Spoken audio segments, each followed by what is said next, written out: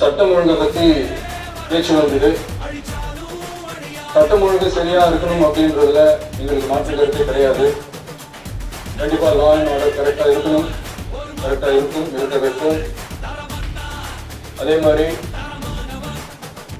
பெண்கள் பாதிக்கப்படுறதையும் இங்க யாராலும் சகிச்சுக்கவே முடியாது. அதுக்கான கடுமையான நடவடிக்கைகள் நம்ம அரசு எடுத்துக்கிட்டு இருக்கிறோம். சிங்கப்பெண் சிறப்பு அதிகாரி படை கூட அதுக்கான ஒரு ஃபர்ஸ்ட் ஸ்டெப் தான். அதே மாதிரி இந்த போதைப் பொருள் நடமாட்டம் அதை கண்ட்ரோல் பண்றதுக்கும் நம்ம அரசு கடுமையான நடவடிக்கைகள் எடுத்துக்கிட்டு இருக்கிறோம். அதையும் கண்டினியூ பண்ணி எடுப்போம். மாண்புமிகு பேரவைத் தலைவர் அவர்களே, நான் சொன்ன இந்த பிரச்சனைகள்லாம் 2026 போன மாதம் மே மாதம் 10ஆம் தேதி புதுசாக வந்ததில்லை.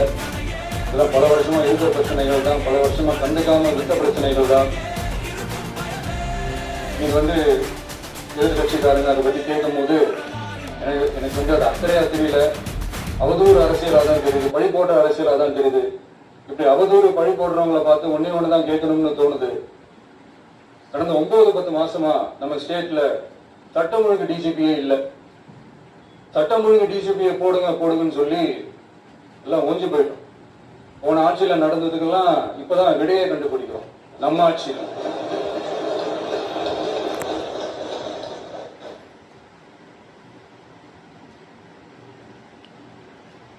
இந்த போதைப் பொருள் நடமாட்டம் தாறுமாற அப்படியே பரவி கொட்டி கிடக்குது. இதெல்லாம் இனிஷியல் ஸ்டேஜ்லயே யார் கண்ட்ரோல் பண்ணி இருக்கணும்? போலீஸ் டிபார்ட்மெண்ட் அப்ப யார் கையில இருந்தது? இத்தனை கேள்வி நம்மளை பார்த்து கேட்கறாங்களே, ஒரே ஒரு கேள்விதான் நான் கேட்கணும்னு தோணுது.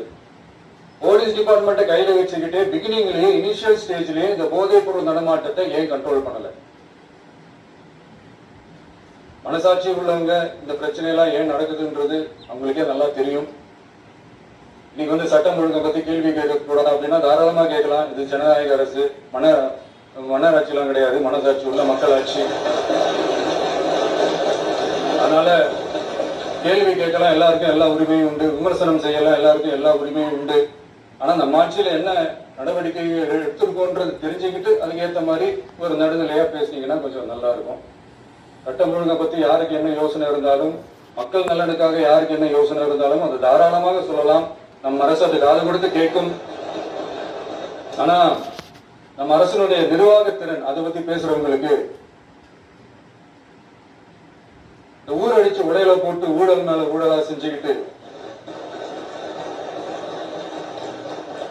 அதுல இருந்து தப்பிக்கிறதுக்கு பேர் தான் நிர்வாகத்திறன் அப்படின்னு சொன்னா, அப்படிப்பட்ட ஒரு ஊழல் செய்யற நிர்வாகத்திறனை நம்ம அரசு ஒரு நாளும் செய்யாது.